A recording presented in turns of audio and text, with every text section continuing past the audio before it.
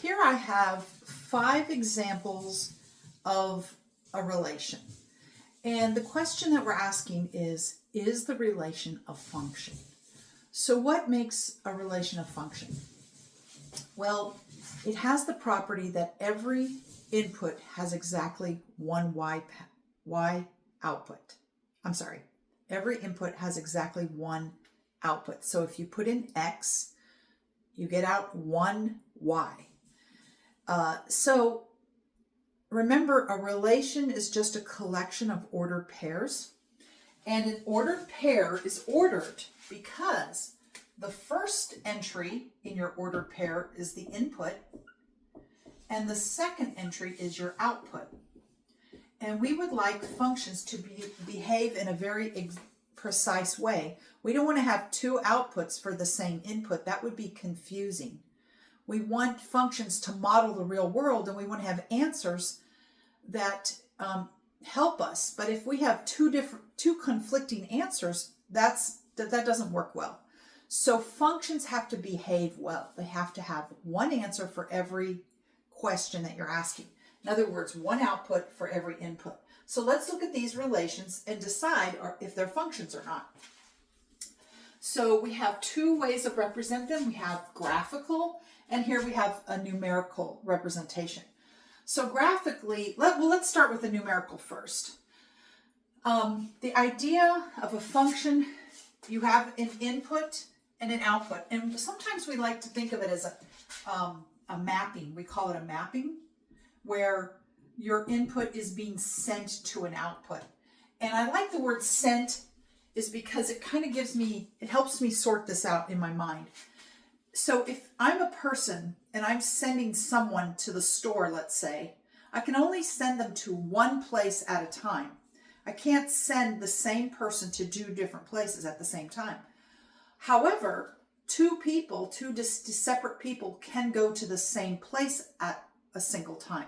So think of it as being sent. This 14 is getting sent to 8, 15 is being sent to 10, 28 to 0, 13 to 8, and 14 to 5. The problem is, here we have 14 and 14, the same number input has 2 different outputs being sent to 2 different places, 8 and 5.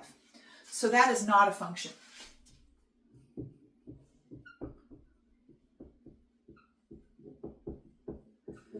Here, however, we do have -3 gets sent to -1, and -2 to 1, -1 gets sent to -2, 0 to 2, 1 to 1, and 2 to -2. Notice that I have -2 and -2 is repeated twice.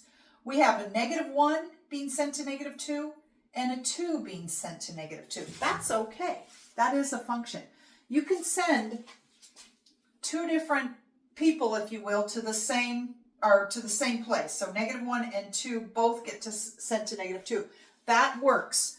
It just doesn't work when you send the same person to 2 different places. So think of it as being sent, and that will help you sort it out. So this is definitely a function, even though we have -1 and 2 both being sent to -2.